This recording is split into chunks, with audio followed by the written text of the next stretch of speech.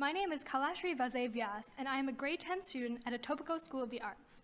I'm speaking today as part of the Toronto Youth Environmental Council, of which I am the current Director of Research and Development. We aim to give young people across the GTA a voice regarding environmental issues, especially since the future will soon be in our hands. Today, I'm advocating for the continued existence of bike lanes on Yonge Street between Bloor and Davisville. I have lived in downtown Toronto for most of my life, and although I'm only 15 years old, I have seen the city evolve.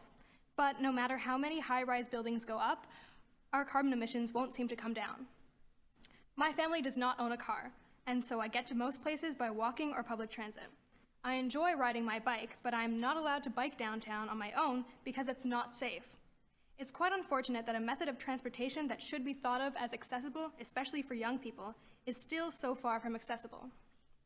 On top of its convenience for youth like myself, especially for those without a driver's license or automobile, biking is an emission-free mode of transportation. The bike lanes on Yonge Street that stretch from Davisville Avenue past Bloor Street are new yet valuable additions to the neighborhood. Keeping said bike lanes is a necessary step on our pathway to help Torontonians fight the climate crisis. According to Toronto's accelerated net zero plans, it is crucial to expand biking infrastructure and increase its access in order to reduce GHG emissions. If we plan for 75% of Toronto's trips under 5 kilometers to be taken by walking, bicycling, or public transit by 2030, why would we erase steps we've already taken and go backwards now? Especially in an area where there are several alternatives to driving, it is time to start transitioning away from carbon-polluting vehicles. Yonge Street is much more welcoming when everyone, including bikers, can enjoy it.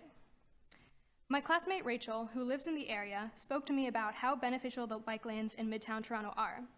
She said, and I quote, "Everyone in my neighborhood bikes, all the teenagers bike, and I can't imagine life without the bike lanes."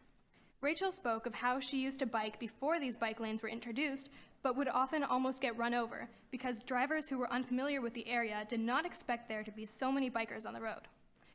Rachel said, "I don't think as many parents would let their kids go biking or let them go place to place on a bike if it weren't for the bike lanes." She also mentioned that because of the popularity of biking within her community, many people, including her brother, don't feel the need to get their driver's license because they can bike most places. Community members like Rachel and her brother have been so positively impacted by these bike lanes that it pushed them to lead more environmentally friendly lifestyles. If we can make these bike lanes permanent, think of all the positive change we can spark. We can better the lives of youth and families in Toronto, move towards a cleaner future, and stay on track to reach net zero. 10 seconds. Thank you. Thank you. Are there any questions of the deputant?